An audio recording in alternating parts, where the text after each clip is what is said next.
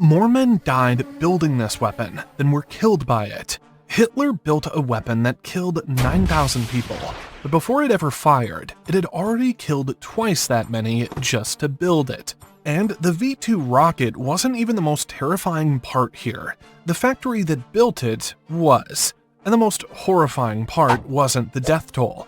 It was that the men running the operation had calculated, in advance, exactly how many prisoners they could afford to lose. Hitler believed this weapon would change the war.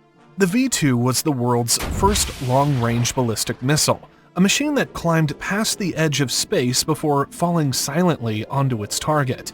No warning siren, no engine noise, just a flash and then a crater where a street used to be.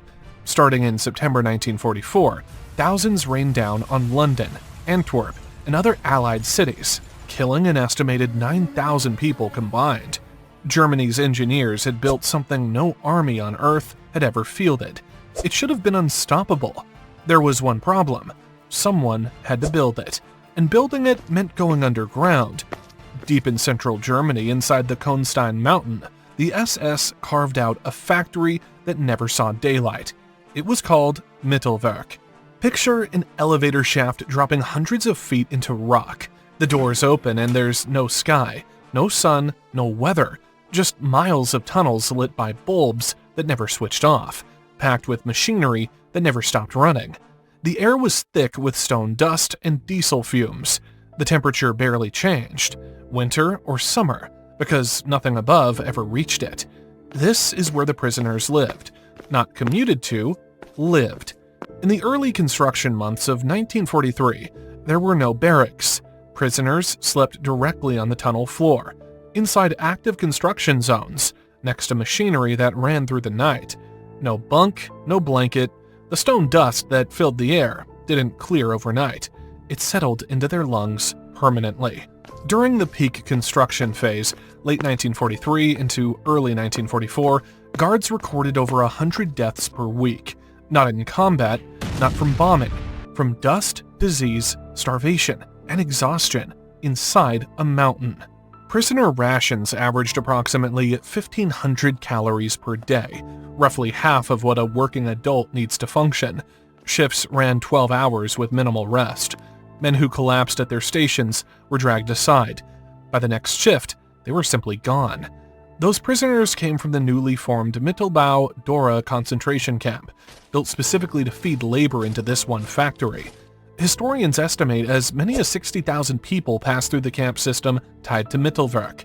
Of those, somewhere between 12,000 and 20,000 died, between 1 in 5 and 1 in 3 of every person who entered. The SS didn't see them as people. They saw them as replaceable parts in a production line. Guards hanged suspected saboteurs in the tunnels themselves, in full view of the other workers, not as punishment, as a productivity tool. And running through all of it was something colder than cruelty: bookkeeping. Camp administrators tracked prisoner output like a factory tracks defective parts. They estimated how many workers a task required, how long a prisoner could be worked before he became unproductive, and how quickly he could be replaced once he was. Human lives were entered into production reports as a resource to be spent. That is what made Mittelwerk different from ordinary wartime brutality. The horror wasn't chaos. It was a schedule. Here is the number that makes this story almost impossible to process. Between 12,000 and 20,000 prisoners died building the V-2. The rocket itself, once it reached Allied cities, killed an estimated 9,000 civilians and soldiers combined. More people died building Hitler's ultimate weapon than were ever killed by it. The machine built to terrorize an enemy consumed its own workforce faster than it consumed the enemy it was aimed at. When the war ended, the tunnels were sealed, but the story didn't stay buried. Under a classified American program called Operation Paperclip, the scientists and engineers who had overseen the V-2 program were quietly relocated to the United States. Men who worked directly above that slave labor system. Men who knew exactly what was happening in those tunnels. Their expertise didn't disappear. It became the foundation of the American space program.